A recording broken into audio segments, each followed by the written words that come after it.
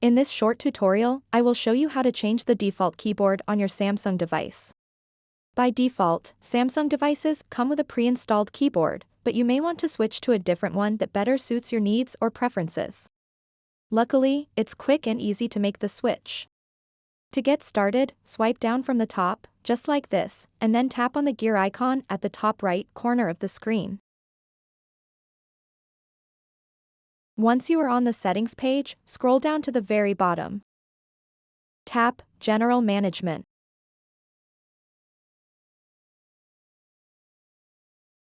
After that, scroll down a bit, and tap Keyboard List and Default.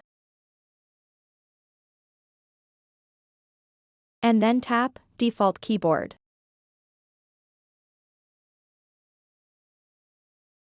So if you have more than one keyboard installed on your device, those keyboards will show up here, and you can switch between those keyboards.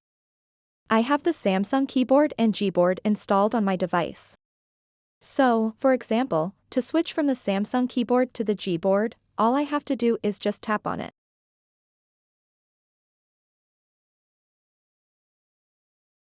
Now Gboard is the default keyboard on my Samsung device.